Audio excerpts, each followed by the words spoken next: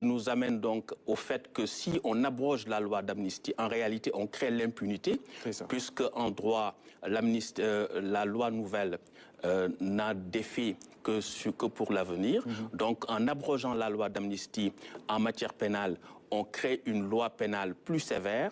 Or, la loi pénale plus sévère ne peut pas rétroagir. La rétroactivité ne peut concerner que les lois pénales plus douces, c'est ce qu'on appelle la rétroactivité in mutuis.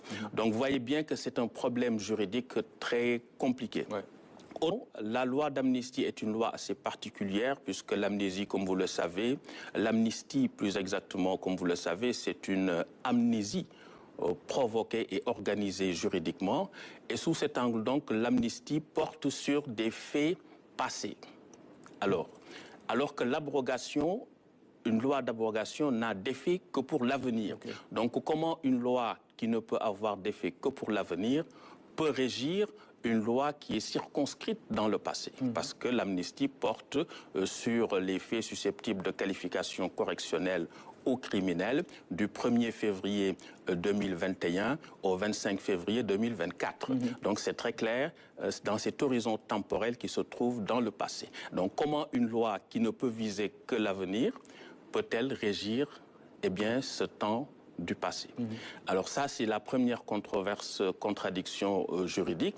La deux qui nous amène donc au fait que si on abroge la loi d'amnistie, en réalité, on crée l'impunité, puisque en droit, la loi nouvelle n'a d'effet que pour l'avenir. Donc, en abrogeant la loi d'amnistie en matière pénale, on crée une loi pénale plus sévère.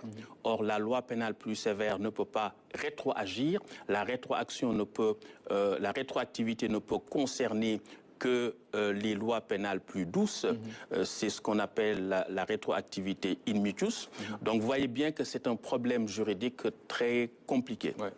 Autre chose également, c'est que par rapport à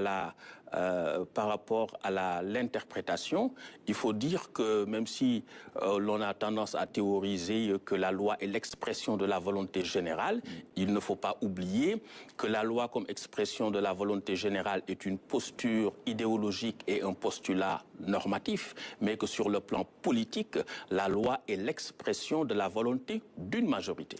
Donc ici, on a eu une succession de majorités, et dès lors, comment une majorité nouvellement installée au pouvoir peut-elle interpréter la volonté de la majorité déchue en disant que je sais mieux que vous ce que vous avez voulu dire?